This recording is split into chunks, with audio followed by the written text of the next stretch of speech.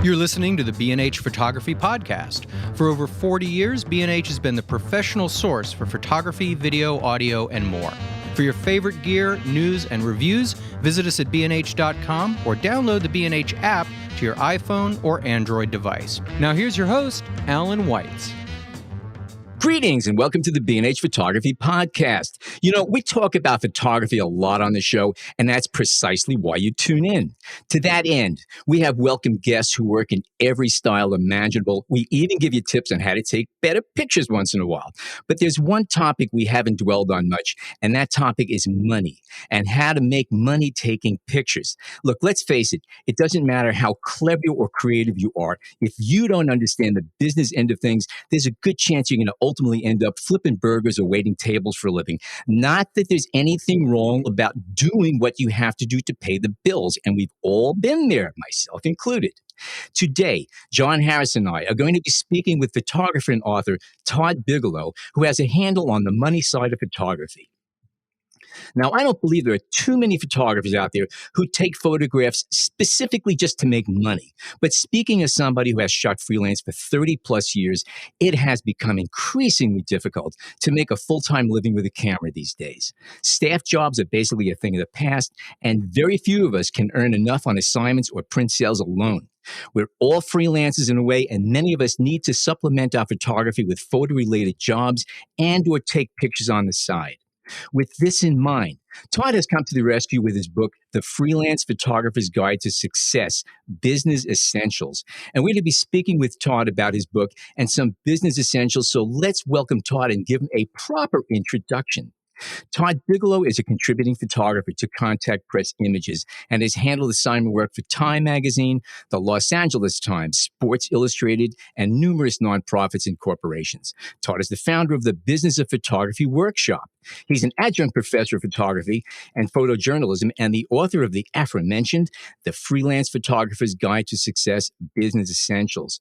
Todd was the recipient of the 2019 Clifton Edom Award by the National Press Photographers Association for inspiring and motivating members of the photojournalism community.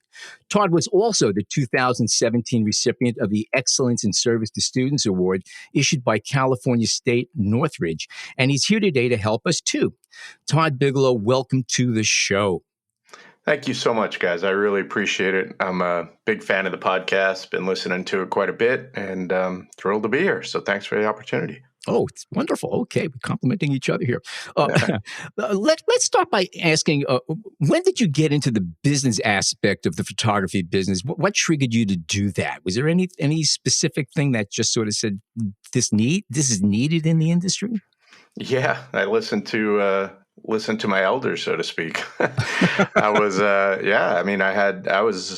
the LA Times as a contract photographer in the early 90s and beginning to dip my toe into the full-time freelance magazine world when I had most specifically a friend and colleague, Richard Dirk, who had been a freelancer on the national scene, so to speak, with magazines. He was a staffer at the LA Times, and he kind of, led me down a road of paying attention to business from the beginning, understanding how contracts work, what they can do for you, short-term, long-term, just kind of really dialing me in. And my personal history also comes from a family with some entrepreneurs and people that have owned restaurants and so forth and so on. So, I've been exposed to it, and I'm also just somebody that needs to understand and I have to learn how to provide, early on in my career, how to provide for my family. So you got to pay attention to those things. But Richard was a instrumental part of that from the beginning. Was there ever a moment where you were saying to yourself, I don't need to know this stuff. I'm an artist, I'm a photographer, I'm talented, I'm going to make my way, and all these things will come to me? Or was that never really in your head? You were really all along saying, you know what, I need to make this work. So Todd, if I could interject for 1 second, because it's interesting Sure. what John just said, because I was going to say something parallel to that. So don't lose your thought. But I went to the High School of Art and Design way back in the day as a photo major, and I ended up going to the School of Visual Arts afterwards. But we had the guidance counselors, okay? And when you went there for guidance about what to do as your next step, they advised you, don't bother going to college. You're creative. You're an artist. Just go make art. That was the advice given about 40, 50 years ago.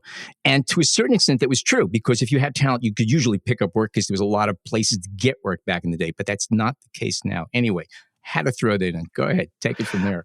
I'm not so sure that has changed too much these days. And seriously, yeah, really. Yeah, I mean, it's those that know me, my friends and colleagues, especially those that are on the education side at some wonderful universities like RIT and Syracuse, and I've had a lot of chance to, sit down and talk with them extensively at conferences, on a friendly basis because we're friendly. But I've been pretty vocal about what I believe is a failure on the higher educational side of better preparing photographers for this day and age. I feel like we're kind of stuck in that past where we really do just crank them out with the skills and tell them be as creative as possible and then push them out the door into a new world. Because when you and I went to school, I think it was vastly different.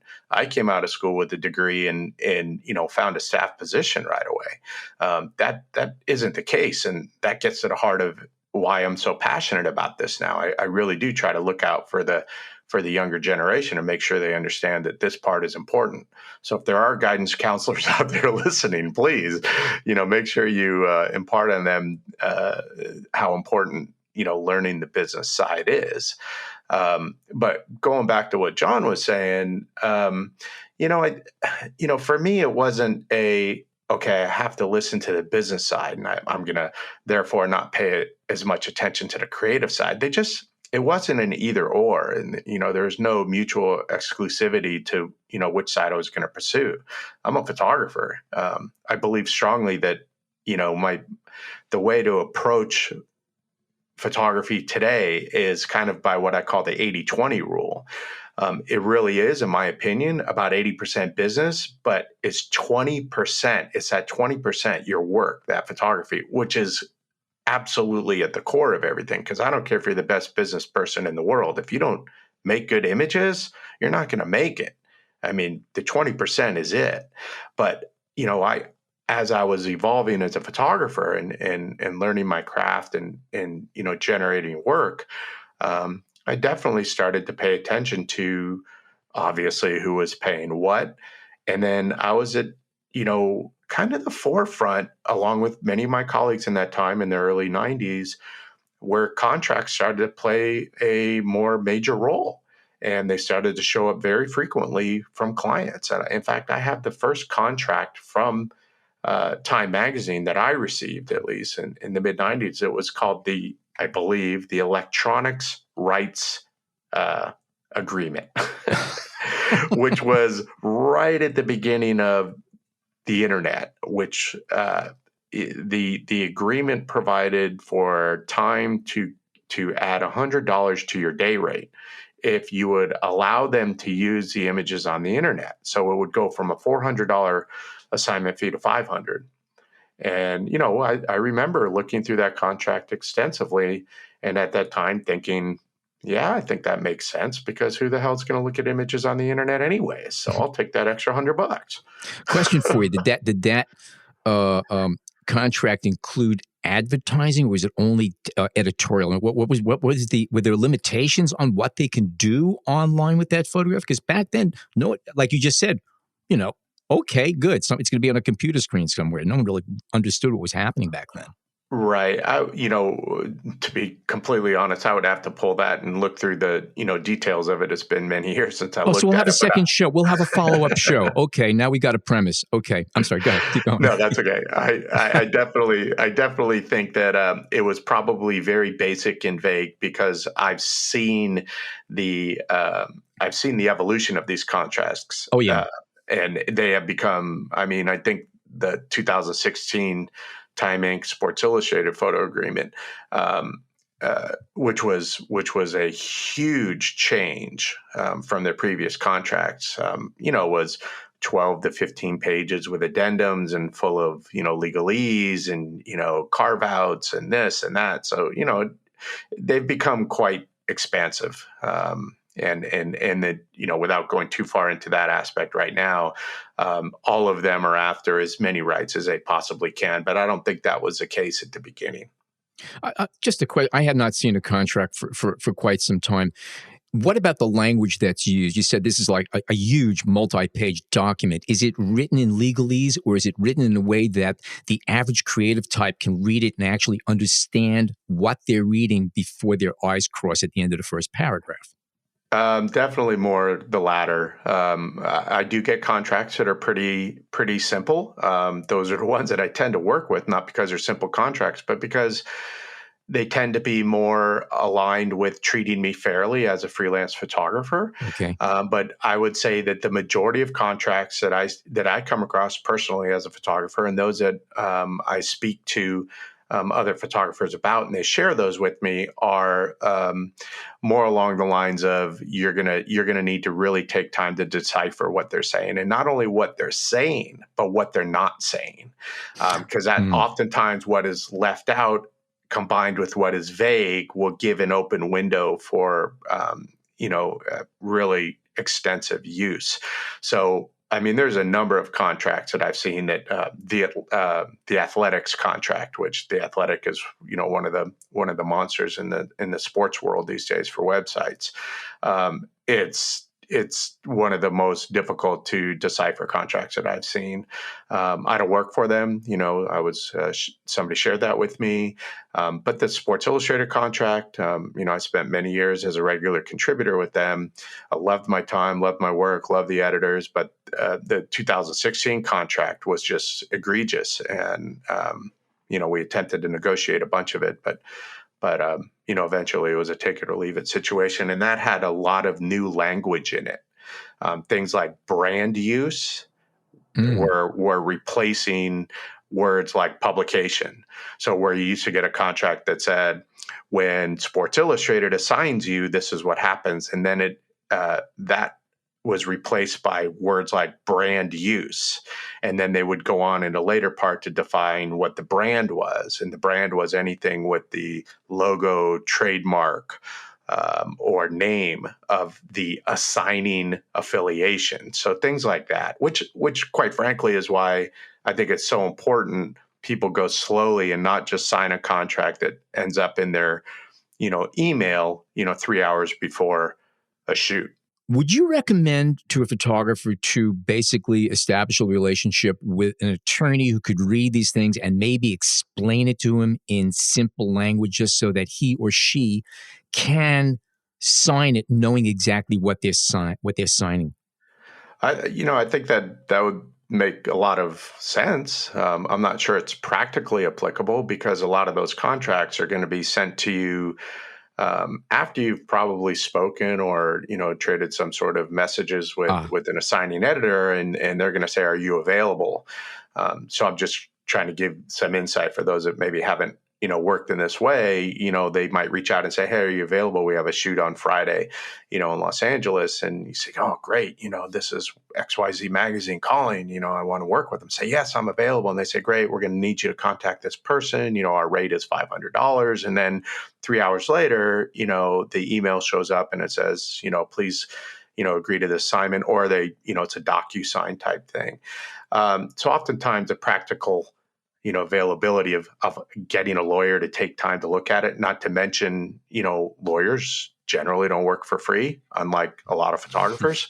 So, you might have to fork out some money to have the language explained to you. Having said that, I think that you can. I mean, I have a lot of friends that are, very intelligent. I mean, just from life. So you can sit down and you can break these contracts down. And I talk about it in my book where, you don't have to get hung up over every single word. I do advise that you read the entire contract, but, there are particular clauses that, refer to rights granted, indemnification, payment terms, those types of things that are really going to govern the heart of that contract that you want to pay attention to. The rights granted being the one that will have the most impact on your career, not just the assignment, but the actual career. Gotcha. And Todd, what about, maybe we can take a step back to a photographer who isn't quite at that level, but someone who's going to get a call, and there may not even be a contract offered. It might be just, this is what we're offering for you to come and shoot this. And, the details are just left hazy. I mean, that's happened to me many times. I mean, do you advise even taking that job, or would you always suggest to the entity that sends some kind of contract over? No, I would advise taking the job for a couple reasons. One, again, looking at the reality of it, it's a fine line between having good business sense and being a good business person and, being a thorn in the side of anybody that calls you. You want to make, in my opinion, the way I've been able to get through the years of freelancing is you want to make it as easy as possible on the people that are hiring you, without, signing your soul away to the devil. So if they don't have a contract, at least understand that U.S. copyright law protects you. So as a freelancer, you own that copyright. You own your images. Important, yeah. Yeah, it's very important to understand. That's important, that. very important. Thank you for mentioning that. Yeah. So so generally, what I do is if I've never heard. So I had a situation several years ago, maybe 3 or 4 years ago, from an Italian publication that wanted me to go out and do a shoot of a corporate burger chain. It was a editorial shoot, but it was along the lines of kind of a comings and goings and lifestyle, just basically go, shoot as many good images of this particular high-end corporate burger chain. And I'd never worked with them before, and they did not provide a contract. So because they were based in Europe, I decided that it would be in my best interest to make sure that I just reiterated to them what they were asking in a basic contract. And that's what I do. And I sent it along, and, they said this is fine, and they initialed it and all that. So if I don't really know who a client is, I've never heard of them, maybe it's just some, just some entity that really is just way in the dark shadows of, of the internet or something, perhaps you want to protect yourself a little bit more. But if it's a known, publication or corporation or foundation, you might want to just take the job and develop that relationship and see where it leads. Do you have a standard contract that you generate in a situation like this that you can then amend and send out, something that comes from your side? Absolutely. Yeah, I have an assignment contract. I have, different types of contracts.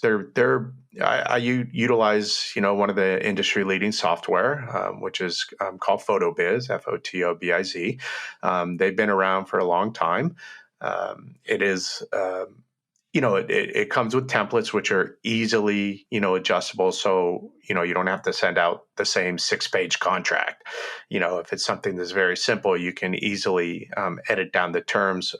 The terms that are that come with that software also come from ASMP and other organizations that kind of recommend how your contracts are structured. And again, you can adjust that to fit your needs, but definitely I send out a contract, in those situations that we discussed about, and it's pretty basic, One of the things I think it's also worth mentioning is that for listeners who are maybe getting a little bit anxious about all this contract work, is that not every assignment is really that precious. There are many assignments that we all get, that we go and we do a good job on and stuff, but it's not the kind of photographs that we have any real need for afterwards for a number of reasons.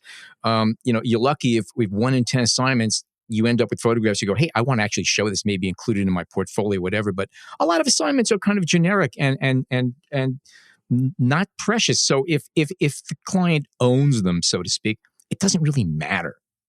And by the way, is it safe to also assume that in most of these cases where you are signing a contract, even one where you're giving away pretty much all of your rights because they gave you a quote-unquote fat paycheck for the day, you still can use this photograph for your own personal promotion? Is that a safe assumption? Because I've heard people who have had these arrangements. I'd actually say that is not a safe assumption, and I'd actually say and I do present in my workshop and in the book many instances of when you will assume something doesn't have value, but I'll ask you each and every time, how do you know? Mm-hmm. Okay. I mean, how do you have any idea? And that's only one aspect of whether or not you're going to give away your work. And I always want to make sure that people understand there's a second aspect to signing like a work for hire or something, or handing over your copyright. And it's not just the loss of revenue from potential secondary use, which is quite big. And I can talk to the end of the earth about examples of images that I've licensed that have, you would think, had no value whatsoever, none. But the second aspect to that is, as a creative individual, somebody that's going out there, and whether I'm in the streets during a protest or I'm traveling to another part of the world to shoot some disaster or some social issue or something, I want to have control over how and where that work is distributed and used. By just handing it over to a third party entity, I mean, to me, it goes against everything that I want for my own work. I'm not the type of person that wants to see my work just used willy-nilly in any way, shape, or form, and I have no input on that whatsoever. Because that can really, people can use your work, and do, when they infringe my work, they will use my work in ways that are completely inaccurate, and they're twisting the use of my work to fit their own narrative, and that really upsets me as a photographer. Not even talking about the financial aspects of it, but as a photographer. So you mentioned a fat paycheck for giving away the rights, but I'm going to tell you that or at least I'm going to say from my own experiences, especially in the last 12 to 15 years, where the contracts have become so egregious for the rights grabs that nobody's offering you any more money. The New York Times has a work for hire contract. Joint work for hire, but still work for hire. AP has a work for hire contract. AFP has a work for hire contract. Reuters has a work for hire contract. That means they own those images. The minute you take them on assignment for them, they don't offer you any more.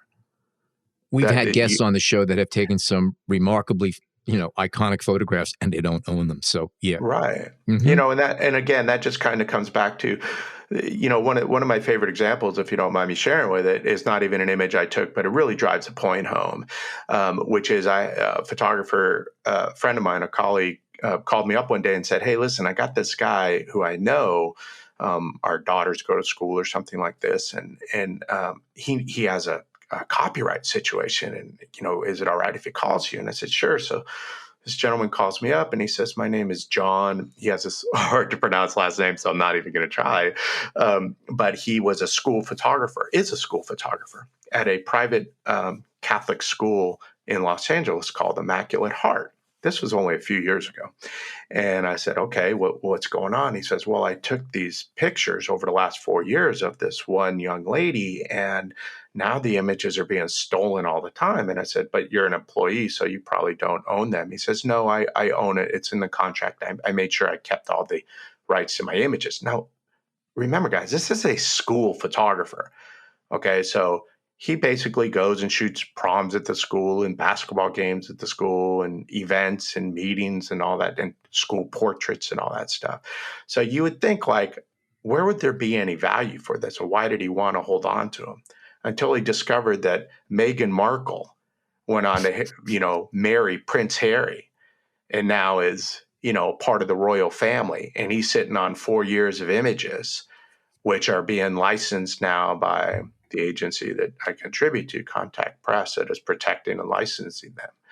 So, and I have countless examples of images like that too, that I've shot on assignment that you would think would never have any value, that have gone on to earn me thousands and thousands of dollars. So you never know. Who is your book aimed at? I mean, is it aimed at photographers who aren't quite at the level where they are making these contracts and having their photos out there, or is this something that can apply for everybody? I really do believe it will apply for everybody. There are definitely, if you're a high school photographer, you can definitely read it because it's presented in a non-textbook way. I mean, I literally set out to write a non-textbook. This is a guidebook, so it's almost in conversational tone. But there might be a few things that are a little elevated for, say a high school photographer. Definitely for those that are in college, those that are recent graduates, and also those that are experienced Pulitzer Prize winning photographers that have transitioned into freelance. So there's freelance and staff positions are very, very different. There's just a world of difference that you have to pay attention to if you hope to legitimately earn a living as a freelancer. But if you can get this information embedded early in your career, I think you're going to have a stronger trajectory. I think that you'll do well while you're also protecting your work. And, I want to emphasize that again. I don't care if you're shooting, advertising campaigns, or you're shooting editorial work, or you're doing stuff for NGOs. I think we all care about our work as creative individuals, and it's important to understand how you can, create an archive and protect that work over time. I'd like to get to the archive section too, and maybe we'll do it in the second half of the show. But a lot of us who started and are still in this kind of world where we mentioned not always is a contract available. We're dying to do the work. We want to get it out there. I mean, what would your advice be to the folks who are just starting out in that sense? I mean, and I know you mentioned earlier about maintaining good contacts and don't blow a good job, but should we be very proactive in the sense that in these early jobs, we have some version of a contract that we're getting used to working with and getting that out there? Or how do you kind of recommend we divide our energies and spend our time when we're really just starting out? That's a great question. Undoubtedly, again, it's going to come back to what I often refer to as the 80-20 rule.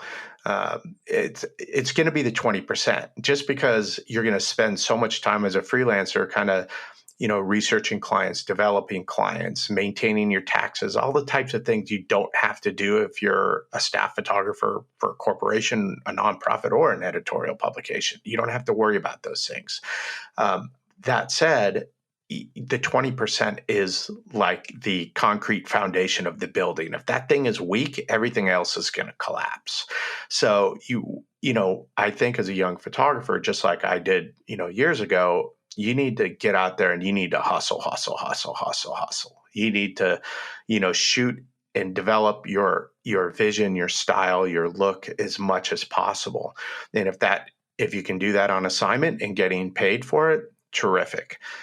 All I recommend is that you make informed decisions when a contract lands in your inbox, because they will, because almost every entity is going to present you. I mean, it is by far the vast majority of any client will give you some form of contract because the industry has evolved to the point where any one place has multiple websites and affiliates and print publications and so forth and so on. So they're being advised by their lawyers, the nonprofits and the corporations and publications, to make sure that everything is ironclad when somebody is submitting photographs on assignment.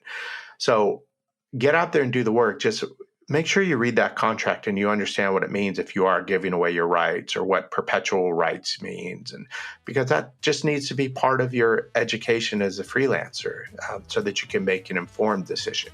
Okay, we're going to take a short break and we come back more with Todd Bigelow and the Freelance Photographer's Guide to Success Business Essentials. Stay tuned. We hope you're enjoying this edition of the B&H Photography Podcast. The best way to support the show is by subscribing on Apple Podcasts, Google Podcasts, Spotify, or wherever you get your podcasts. For links to gear and more information on today's guests, check out the show notes in your podcast app, or visit our homepage on the B&H Explorer website, and join the B&H Photography Podcast Facebook group. And now, back to the show. Okay, we are back with Todd Bigelow. And John, you had a question you wanted to come back in on. Thanks, Alan. Yes, and thanks, Todd. I have tons of questions, really.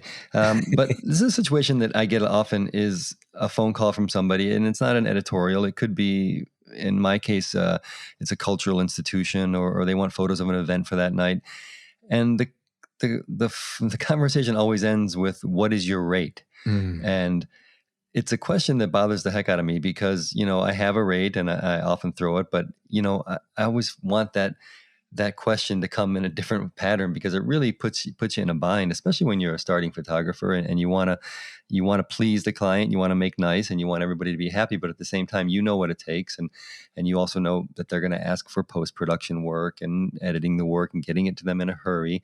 So you have to come up with this decision. I mean, how do you feel about that, Todd? I'm curious. I mean, do you feel that should be coming from the hiring perspective, a rate that they're putting out and you negotiate, but when they throw it to you initially, it always becomes problematic for me. Well, I feel exactly like you. So Okay, it's good. I think it's a pretty universal feeling amongst freelancers that, that's that question that is coming at some point in the conversation, and you're kind of prepared for it, but it always shows up, and you're like, okay, how best to answer this to seal the deal, right? Right. So, one of the things that I like to make sure that anybody, whether it's over coffee with friends or at a conference that I'm speaking at or something like that, I like to make sure that everybody understands I don't feel like I have the answers to anything.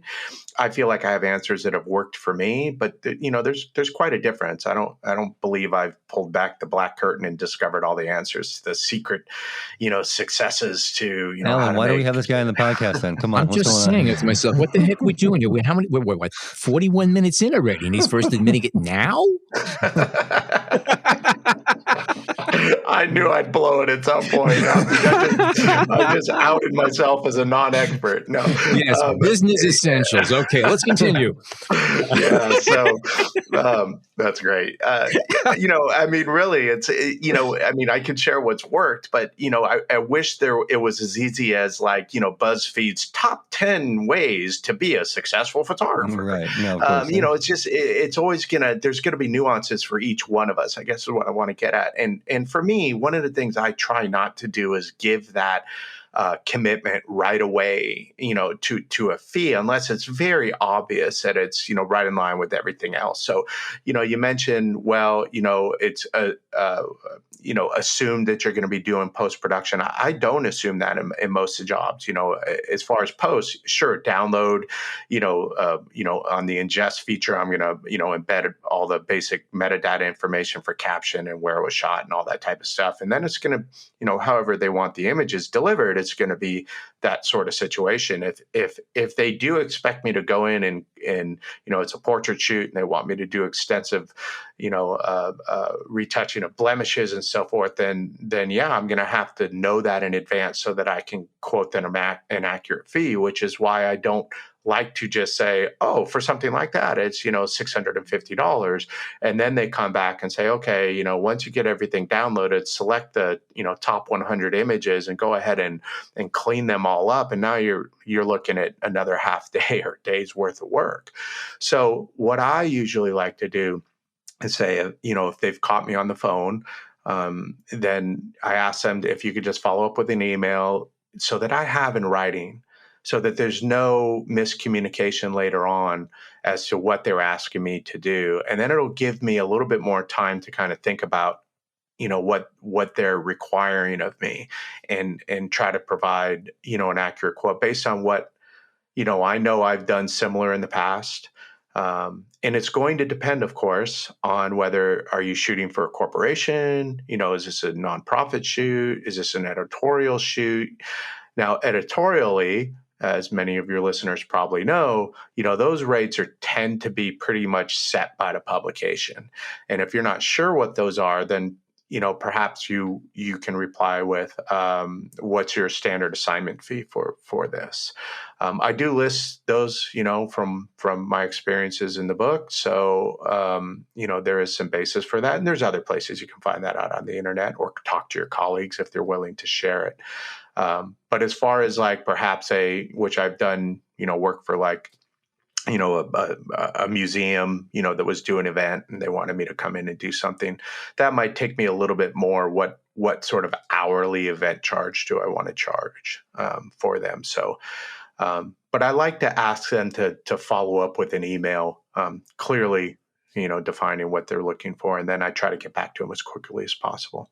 Something I threw out to a couple of times to people, these were beginners really, who were just starting to do like some PR work and gripping green and things of that sort. And again, the question is, what do I charge? And that's very competitive business. It's throwaway photography to many people. So they don't want to spend money, and there's usually not much of a big budget. I'll always say, how much does your plumber charge per hour? Right. And don't go below that, because you are equal to a plumber at your worst, okay? Right. Seriously, you are a professional. Just like you need a plumber when you need one, these people need a photographer. 100%. Even though everybody has a camera, everybody has a wrench too. Right.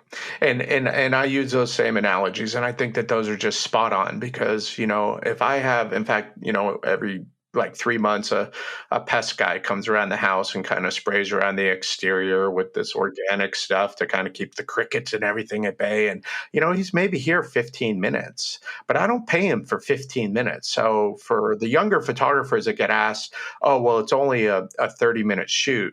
Well, the reason it's a 30-minute shoot or a 15-minute, job for the pest control guy is because we're trained, and we can get in there and do that job as a professional in 30 minutes and deliver professional quality.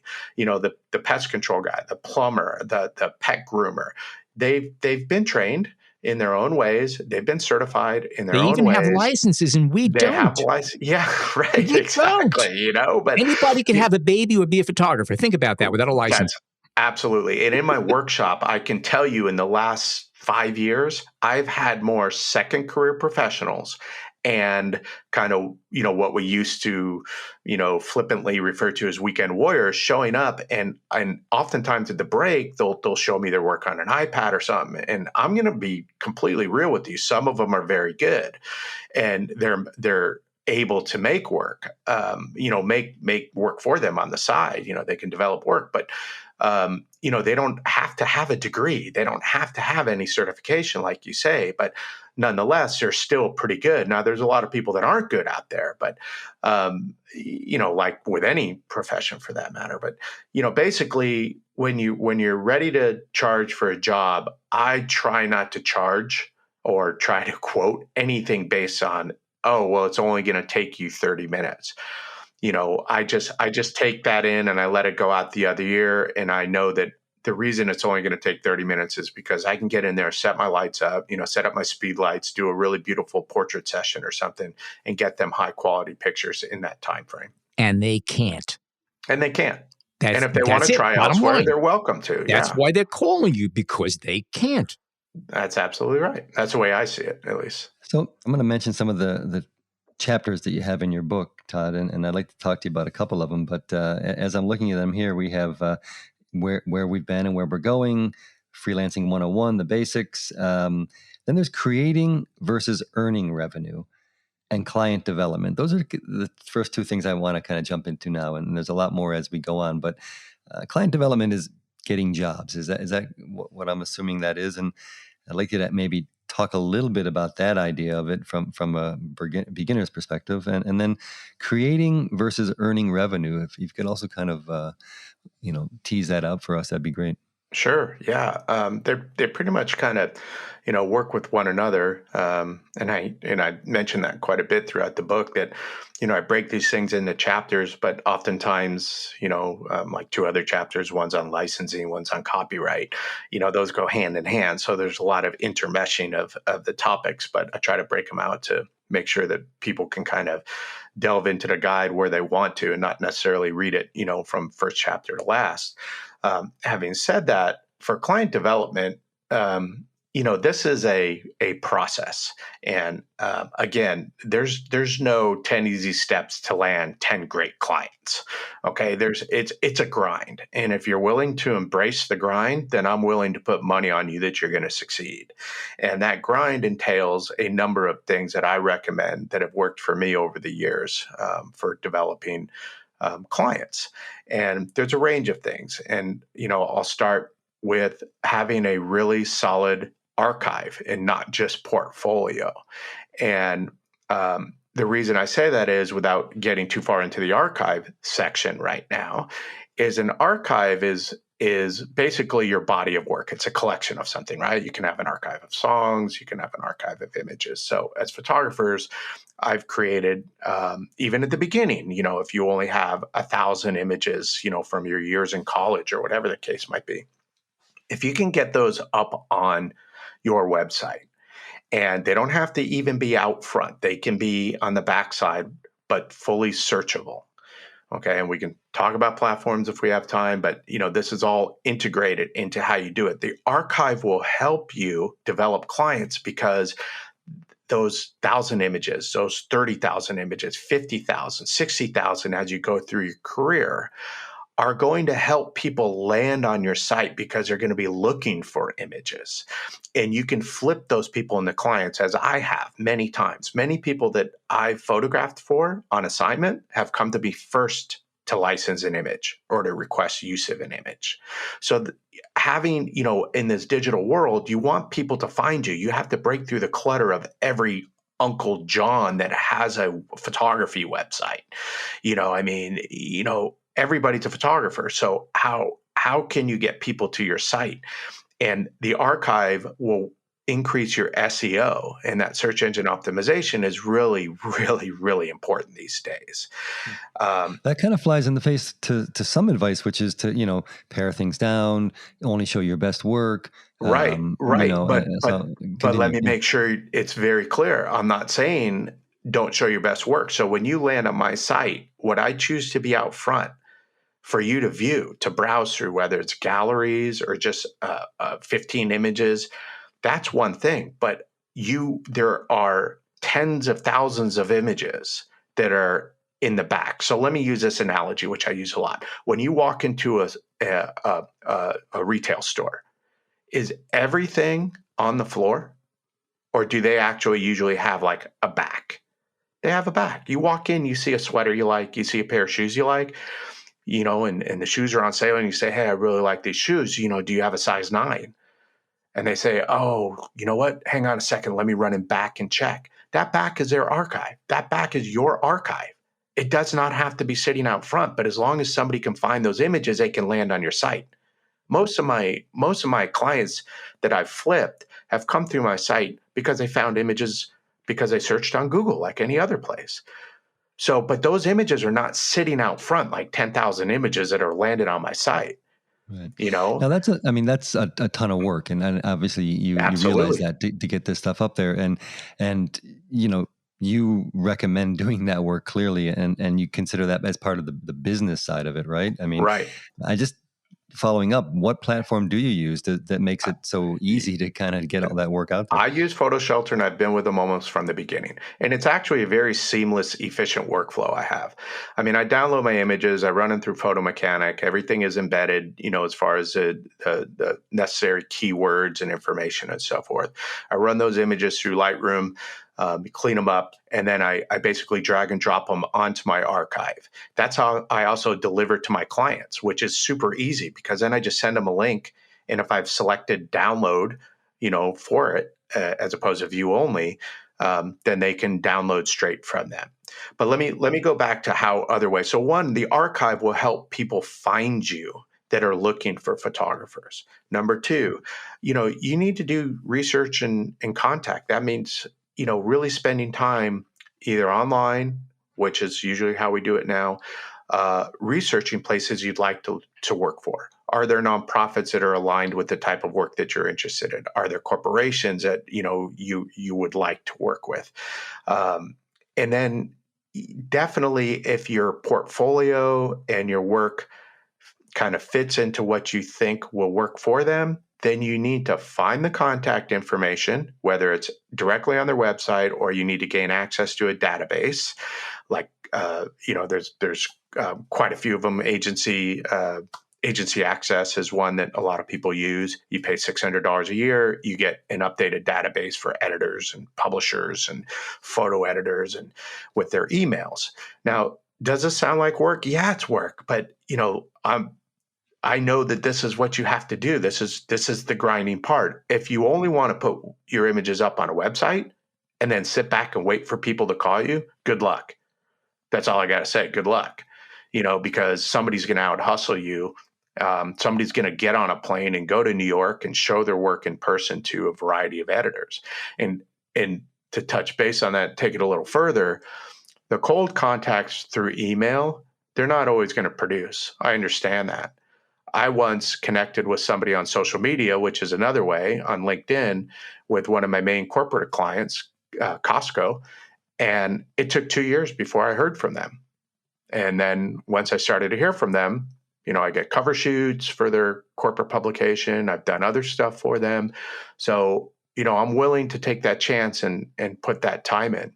But when I was starting out, I would get on a plane and I would go to New York and I would go to DC and I would make cold calls just like every other photographer in hopes that certain publishers, certain, publications, editors at those publications would look at my work. And you get 5 or 10 minutes. This is what the editors do. They want to know about you. And in my book, I list quotes from various photo editors that say, if, I get an email with, a good link and I look at your site, this is part of my job. I mean, those are quotes where I've been at those conferences or they've been quoted in stories from trade publications saying this is how photographers should be reaching out. And you should attend conferences and workshops where all these photo editors are. I mean, the biggest workshop that opened up my world as a freelancer was I was at the Eddie Adams workshop in the third one, so it was early on. And I had 4 days in the Catskill Mountains of New York with some of the most influential editors. And of course, I tried to get my book in front of every single one of them. And did I come home from that weekend and suddenly they were all calling? No. But I was able to make continued trips to New York and keep showing them updated work, which is even easier now because we can do it digitally. And eventually you get that opportunity. And when that opportunity comes through, you better produce. That this is, it's a grind. There's no big secret, but it's a grind. If I could offer just a little bit of a fine-tuning suggestion to that, if you're looking to do, say, magazine work or specifically advertising, things of that sort. We'll also look at a lot of art directors and creative types have their own organizations. There's a lot of photography associations, but there's also art director clubs, print publications. And a lot of these put out annuals or quarterly publications or even monthly. Look at who is doing what. And if you see a kind of a style of photography or a subject that you click with, find out who's handling it, which agency, who is the creative, who is the photo editor. And these are the people that you call rather than just go shotgun to a company. Find out who's doing what. And if it clicks with what you're doing, boom. Yeah, that is so true. And I mean, that is just, for me, I've done that so many times. I mean, I've taken publications out of dentist offices. Yes. It's like, okay, this has got the full masthead and I really like this publication. I've been, I love the outdoors. I have a whole separate, set of images and archive that are related to the Eastern Sierras because I've basically grown up there and I snowboard and I hike and I fish. And I'm always in Mammoth, which is, a premier area up here in Northern California. I'm in LA, but I'm up there all the time. And they produce just like you say. There's this quarterly, or it might even be just twice a year, publication that is related specifically to Mammoth. And from the first time I saw it, man, I snatched that thing. I looked to see exactly who the publishing company was. They were based in Colorado. I reached out to them. I found the people. I stayed in contact. I've licensed images to the publication. I continue to stay in touch with them. That's such a great point, Alan. And on the corporate side of things, corporations generally don't hire. I mean, for the most part, for like annual reports and that type of work, they're going to be working oftentimes with design firms. So if you can get in with design firms, then they're the ones that are going to hire you not only for that one corporation, but they have, half a dozen clients or something that they might use you for. Design firms are exactly who I targeted when I was out doing freelance work. Right. If I saw somebody whose work I liked, I said, okay, I'd love them to work with these people. Those are the people I went after. Right. Right. And, last but not least on the client development part, you can also, it's a little bit tougher these days, but you can see if you can get associated with an agency that is in line with the type of work that you do. So many of those that I kind of grew up through the profession with have since either sold or closed, but there are a number of them out there. I've been fortunate to be a part of 3 very, very good agencies throughout my career, and they have helped not only raise my profile and license and so forth, but also, they can and oftentimes will, develop clients for you. Now you'll give up a fee for that, obviously, and for good reason, because they're helping to, find new people for you to work with. But that's another way in which you can, try to build your clientele. Maybe we can spin that idea into the chapter 3 thought, creating versus earning revenue. As a freelancer, you have to create the revenue before you can earn it. And that's the principal part. You have to really, and this is the part where I feel like it's left out in the higher educational institutions, most, not all. Some very good schools teach this, that when you get out, you can't just have your portfolio and hope that people are going to find you. You have to shove it down their throat. You have to go get it. You have to be proactive. You have to create your clients so that you can earn revenue. And that's wholly different from my colleagues and friends that have been at the LA Times and New York Times and so forth and so on, and just done fantastic work.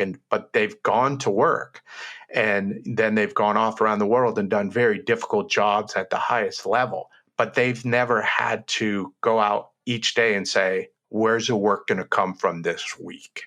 And that is the principal difference by what I mean. And I go into, details about it in that chapter about you have to create it before you can actually earn it. Good point. Good point. Can we jump on quickly to the idea of archives and storing your work and keeping your work and the value of that and how you do it? Sure. Again, the archive, it's one part of my website. So if you're going to divide it in half, you have the listed part, and that is what's out front. So if you land on my website and I have galleries out there for you to peruse, I can mix and match images. I can do anything I want, create portraits and travel and, social issues and self-assigned projects. By the way, self-assigned projects is another great way to develop clients. Going back to that, I did 3 self-assigned projects last year on COVID and the civil rights movement, got them all licensed, Politico, Vox, and NBC News, which was opening new doors for me. So, but those images reside on my archive. Okay. Not all of them are out front. Maybe I select the best ones and I put them on the listed part where you'll see them. Okay. The archive is the unlisted part. So what it means is basically you're going into my storeroom. Right. And as I talked about briefly before, if you do the work that you need to do to understand SEO and how the search engines will find your work, which incidentally, Photo Shelter makes very easy by putting little SEO icons on the categories for your IPTC to make sure that those are filled in properly. Then people will be able to search designers, photo researchers, textbook companies. I got one yesterday from some author in Oklahoma that's writing another book on Oklahoma, and he's looking for a picture that I shot, maybe 15 years ago of the gentleman named Charlie Hanger. I was doing this story for the U.S. Open Foundation, which produces a U.S. Open golf magazine. I had spent a week in this small town in Oklahoma.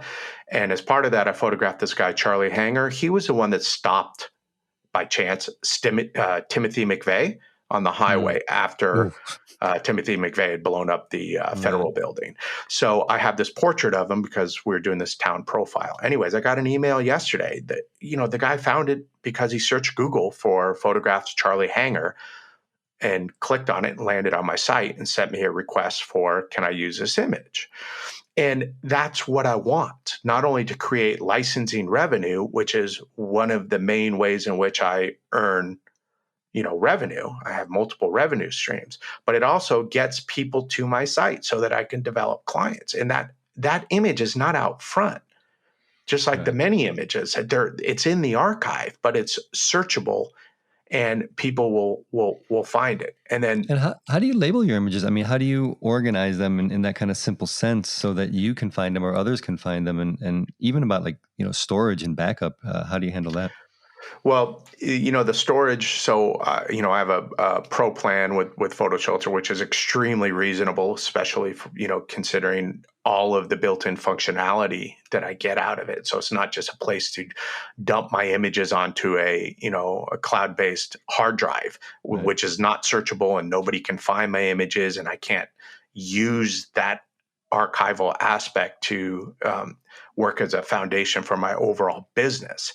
So, but that's a cloud-based backup. I mean, I have, I don't even know, tens and tens of thousands of images that are on my Photo Shelter site.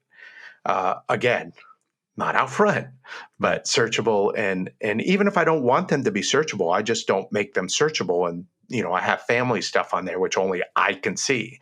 So as part of my workflow, if I'm shooting something that is, let's say, Black Lives Matter, protest last year, then obviously I'm going to, rename those on the exporting function out of Lightroom or Photo Mechanic, whichever one, people want to use. I do it out of Lightroom, and it'll be like Black Lives Matter Los Angeles protest, and then, maybe a sequencing number. And then all of those images are obviously keyworded properly, which is incredibly important. And then when those images are uploaded and made searchable on my archive, that helps people find it, because how are they going to search? You have to think like a photo researcher and a designer to make sure those images are properly tagged, so to speak. Mm-hmm. Again, a lot of work. Yeah, for sure. But it's really not if you develop an efficient workflow. I mean, that's just part of my workflow.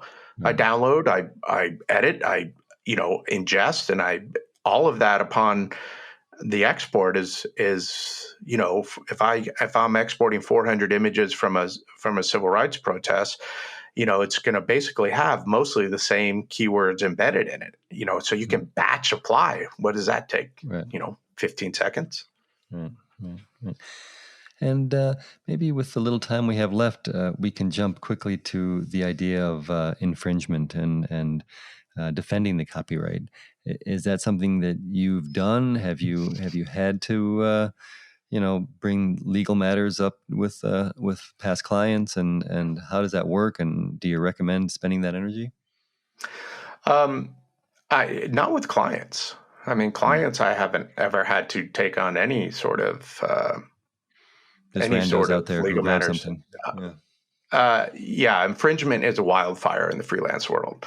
And, all you have to do is even bring that word up at any one of the conferences or workshops that I teach, and you'll just see, you can count on losing 30 minutes out of that talk, because everybody wants to tell you about their situation. I was just going to tell you about my situation, but please do. No, seriously. If your stuff's out there, there's no two ways about it. You get nailed. Even before the internet, I was getting ripped off left and right, and absolutely, yeah, no, it's crazy.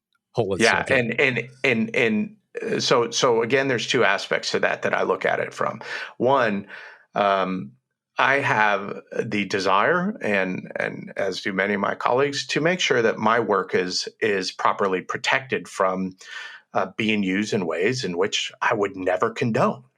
Because a lot of the work I do is important and has social issue relevance and so forth.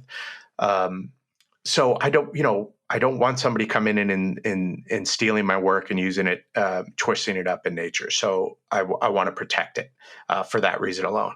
The other reason is, I came through the film age, and I know, very clearly that a lot of the licensing revenue that used to come pre-digital dried up, principally because people would rather grab it off the internet and see if they get caught than request a use and pay for it.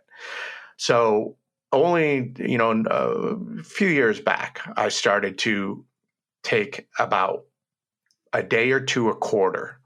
Okay, so I don't do this by any means every day or by every week or every month, but about once a quarter, so maybe 3 to 4 times a year, I will take a little bit of time and I will look to see how much of my work is being used without authorization. And over time, I've identified a certain number of images, certain set of images that are constantly being infringed. And if they are infringed, then I do pursue it 100%. And I've sued big name, corporations, and I've sued smaller websites because, when I contact them nicely, or when my lawyer contacts them nicely to say, do you have a license for this? And they tell you to pound sand, then, they're going to discover that this is not something that is taken lightly. How how do often do you you make those find searches? that people don't know that they're not allowed to just take a picture? Especially, and nothing personal, younger, but a lot of the younger photo editors and people who are new to the industry who don't understand that you can't just go out there and take what you want. It's not a buffet. Well, it depends. It depends on if we're talking. I mean, first of all, let's be clear. I'm not going after 17-year-old kids that have it up. Some picture of a party that I shot for People Oh magazine. no, I on don't a mean lake. that. I don't mean that. But But there are if apprentices that go out and to be ambitious will go out and say, "Oh, I found a great picture. We're going to use this," but not knowing that you can't. that's happened many times, and then that organization, that publication, has failed miserably in properly training their photo editors. So if they're literally employing young photo editors and they don't have the basic 10-minute talk about how to license, which is all it would take. Listen, if we don't have this already in our archive here and you have to go outside to find it, then you need to request permission, unless you're going to Getty Images, for which we have a subscription. I mean, the first step in that usually is just, asking if they'd like to pay a retroactive licensing fee. So no going straight to lawsuits and suing people. It's just like, hey, this image has been up on your site in this story and I don't show a license. Do you have a license? No, we don't. Okay, would you like to pay a retroactive licensing fee? And oftentimes enough, they'll say, sure, send us a bill. I'm curious, when you said quarterly you make this search for images, how do you do that? I usually do reverse image searches that will search using the binary data of the image. So it will pull up any likeness of your image, as opposed to obviously when people infringe, they usually don't put your name on it. So if you're Googling your name, it's not often. And a lot of the infringements are screenshots. So there's not going to be any embedded metadata. And those that are using the actual images will strip the metadata before they upload. Right. And have you employed a service that does this at all? Have you tried that? I haven't. I've been pretty effective in making sure, I guard against it on my own. I do list a number of services in the book that there's the sheer fact that a whole cottage industry has sprung up in the last 8 years, 6 to 10 years, whatever you want to say, revolving around going after these types of infringements tells you how rampant it is. Because 10 years ago, you were basically calling one of a handful of really good lawyers, and unless it was going to prove to be a 6-figure payday, they weren't interested. And then this wildfire has produced a plethora of smaller boutique agencies that are literally just taking on copyright infringement for photographers. But I have my method. I think it works pretty effectively. And then if I need to engage in legal recourse, I reach out to a couple of lawyers that I use. Ari Koppelman used to be very busy with that. I remember actually he helped me out a couple of times when I had some photographs that were used without my permission. Yeah, there's a lot of good copyright lawyers out there. I just would implore photographers to make sure that you understand that it's twofold. One, that I hope that you have a desire to protect your work from those that want to use it without authorization, and two, that you realize that if you stop and look at it from a purely business perspective, which we hate to do as creative people, these are your products. Yeah. Okay, they are. So if you're okay with people stealing it, then that's akin to having a retail store and never locking your doors or having any security system at all. And it's you're just letting people steal and use for which they should be paying. And it might only be $100 license. It might be a $200 license. But people should be paying for the use of your intellectual property. That's why we have copyright law. I noticed on your website that you are also available as an expert witness. Yes. Can you maybe elaborate a bit as to how that works and what situations you've been called to testify? Yeah. Well, expert witness services kind of runs a gamut. So it's not just to testify; it's oftentimes to do the proper research and to value a photograph, typically in an infringement case, and that's usually the requests that I get. So most recently, I've gotten a couple of requests from the infringing side. One recently from on behalf of the insurance company.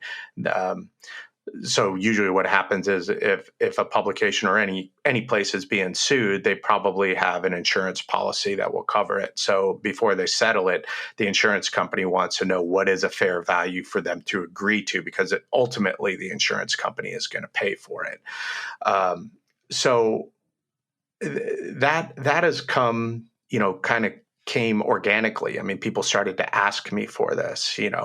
Some lawyers, have asked me to take an image and provide a value to them so that they could use it in the negotiations.